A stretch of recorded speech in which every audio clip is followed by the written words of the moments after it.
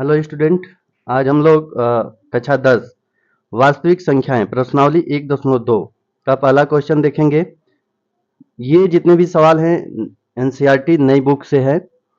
सिद्ध कीजिए कि रूट में 5 एक अपरिमेय संख्या है। तो इसको सिद्ध करना है। 1.2 का ये पहला सवाल है। सिद्ध कीजिए कि रूट में 5 एक अपरिमेय संख्या है। तो यहां पर लिखेंगे मान लेंगे कि माना रूट में 5 अपरिमेय कह रहा है, तो हम लोग मानेंगे कि माना रूट में 5 एक परिमेय संख्या है। एक परिमेय संख्या है। एक परिमेय संख्या है। जब ये परिमेय संख्या है तब लिख सकते हैं रूट में 5 को P अपान Q के रूप में लिख सकते हैं, क्योंकि परिमेय संख्या का परिभाषा होता है कि वे संख्याएं जो P बाई Q के रूप में लिखी जा सके वे परिमेय संख्या कहलाती हैं। तो रूट में 5 है तो इसको P अपान Q के रूप में लिख सकते हैं, जहां P व Q सह अभाज्य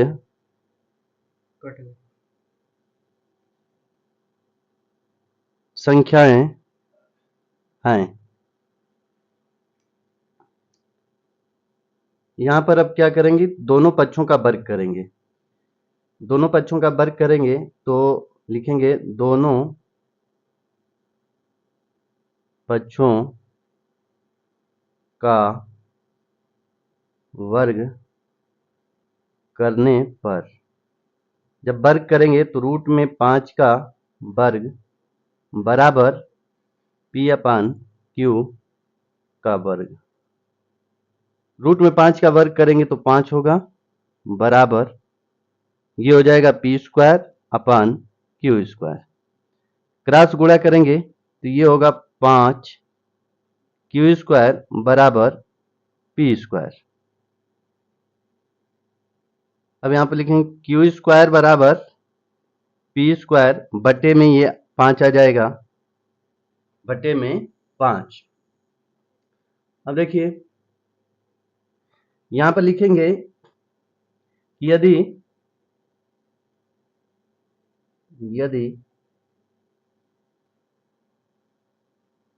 5 P स्क्वायर को विभाजित करता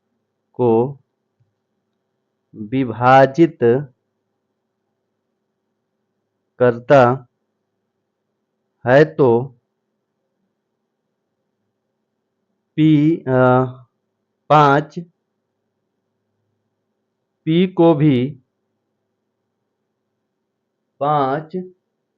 P को भी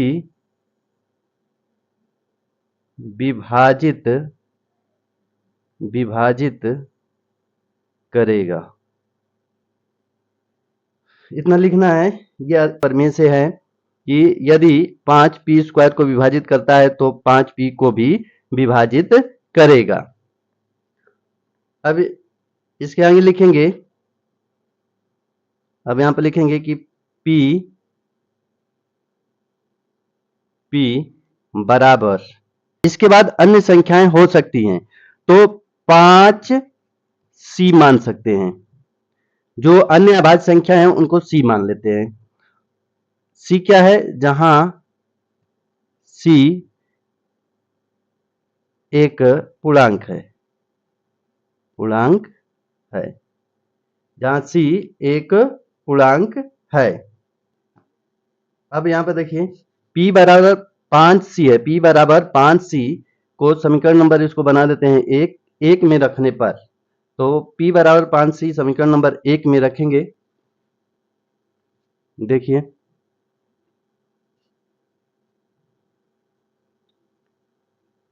P बराबर 5C समीकरण 1 में रखने पर तो रखेंगे, समीकरण नंबर 1 में रख देते हैं तो Q स्क्वायर बराबर P की जगह पर लिखेंगे 5C स्क्वायर है तो स्क्वायर अपान में 5, क्यू स्क्वायर बराबर 5 का स्क्वायर करेंगे तो 25 सी स्क्वायर बटे में 5 होगा। 5 से ये कैंसिल आउट होगा तो क्यू स्क्वायर बराबर 25 सी स्क्वायर होगा। तो यहाँ पर इसको लिख सकते हैं सी स्क्वायर बराबर अब डिवाइड में होगा 5, यानी क्यू स्क्वायर बटे में 5 हो जाएगा। अब यहाँ पर लिखेंगे यदि यदि 5 यानी 5 क्यू स्क्वायर को विभाजित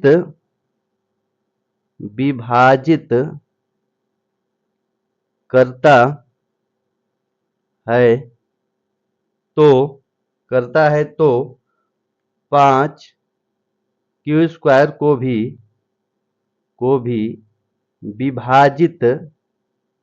विभाजित करेगा। यदि 5 क्यू स्क्वायर को विभाजित करता है तो 5 क्यू को भी विभाजित करेगा। अब यहाँ पे देखिए कि यहाँ पर माने हैं कि रूट में 5 बराबर पी अपन क्यू, जहां पी व क्यू सहअभाज्य संख्या है। सहअभाज्य संख्या मतलब कि पी अपन क्यू में एक के अतिरिक्त कोई उभयनिष्ठ गुणनखंड नहीं होना चाहिए। और यहाँ पर क्या है कि देखिए ये 5 से डिवाइड हो रहा है, यहाँ पर भी 5 से डिवाइड हो रहा है। इसका मतलब ये है कि पी और क्यू में कम से कम एक उभयनिष्ठ गुणनखंड 5 है। तो यहाँ पर लिखेंगे कि अतः पी व क्यू में कम से कम एक उभयनिष्ठ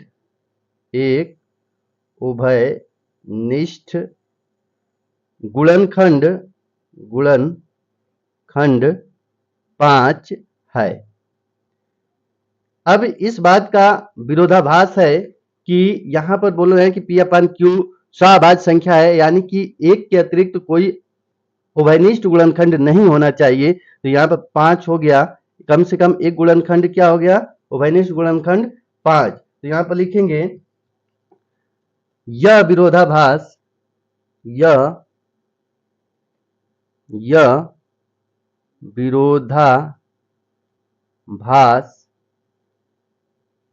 हमारी गलत कल्पना के कारण उत्पन्न हुआ है। यह विरोधाभास हमारी गलत कल्पना के कारण उत्पन्न हुआ है। अतः रूट में 5 एक संख्या है। बस यही सिद्ध करना था, प्रूव हो गया।